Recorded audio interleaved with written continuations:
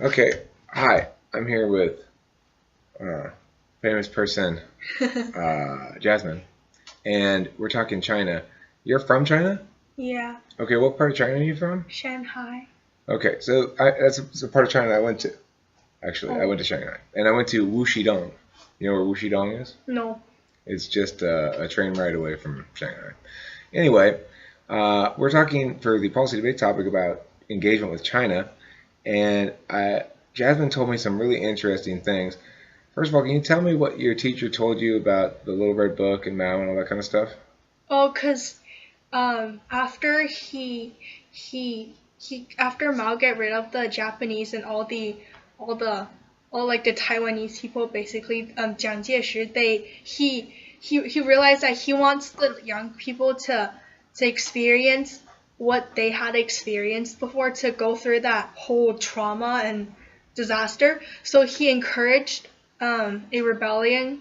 So it's saying that you need to express your feelings. You have the right to do things that you want. And so since he was really powerful and then he brought peace, so everybody trusted in him. So all the students, they quit school, and they just quit school and come out and started a rebellion. But then it got worse and worse because because it's just like a political revolution, I guess, because they divide they divide their people into right and the left wing. So it's a really dangerous period to live back then. That's what my grandparents and my parents told me, because if you say something that's part of your opinion, you have the possibility of getting captured and sent to like the countryside to farm, or get punished or get killed. So many educators, like professors, scientists, they got sent to the countryside to farm for 30 years or even more than that. And so then he realized, and all the older leaders realized that, oh my god, this is not a right choice, because we're just basically starting a civil war in our country, so we should stop that. So the older leaders, they came out and put the rebellion down eventually. So yeah. And what is this the story about? Is it the story about Tiananmen Square? I'm not sure, but I'm pretty sure it's a part of it. I don't know. It's just that period. Did they talk about politics much when you were in school there? How long did you go to school in China? Hmm? How long did you go to school in China? I went there since I was born there, and I've been there since I'm like until I'm till 12. So I came here when I'm in sixth grade. Okay. Did they talk about politics in school in China? Well, not yet, because I was only in the elementary school, so I think they'll talk about politics when we get older. But the thing is, like like we didn't really we couldn't really express our teachers, they I don't think they can tell the others about how they feel about the leaders, I guess, because our teacher never brought up that topic.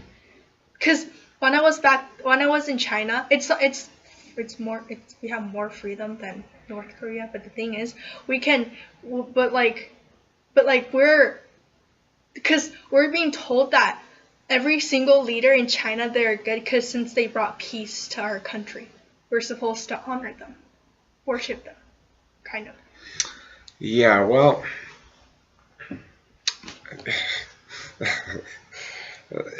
they got their hands full now, right? Because they've got free market economy. People are seeing Western movies. People are exposed to more Western ideas. Shanghai's pretty Western, pretty modern. It is, because it's been occupied by many foreigners back then, even before the war. Right. There's the former French concession uh, in Shanghai, where the French had for a while. Uh, China had the city, except for this one part. The French were like, "Well, I know you can keep your rest of your city, but we're going to stay here in this French concession." Yeah. And they need to pay money in order, because they control different parts. And if you go onto that road, let's say that they control like the Fourth Avenue, and if you go walk onto that Fourth Avenue, even though you're Chinese, if you're not a part of them, then you need to pay money to them. I don't know, it's like red money kind of. Okay, well, Like I own this place. it's not like that anymore. But Yeah, it was. not It wasn't anymore. that long ago that the French concession was still French, I think. So it's an interesting situation because I compared to Taiwan and the people who went over there. I forget what that guy's name is.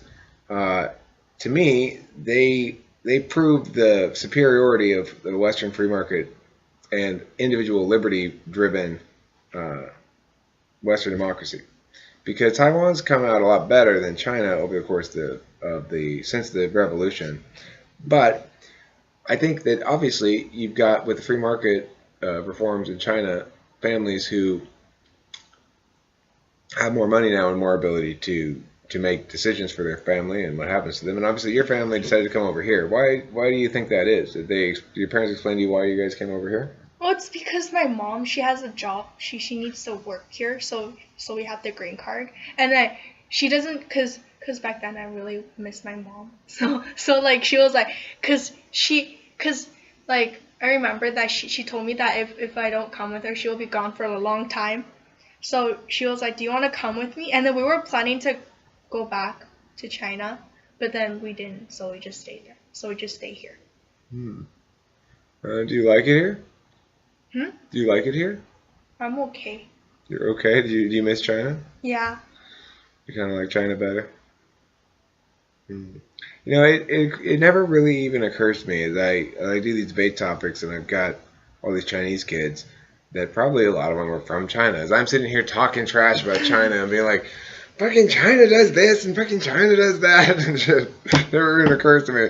These are some of these kids are not. She's not a native speaker, and I could tell she wasn't a native speaker, but that too didn't really impact my thinking at all. I just was like, oh, she sounds like maybe she might be non-native. But I'm surprised that you have only been here since 12. Because how old are you now? 15. I mean, your English is great.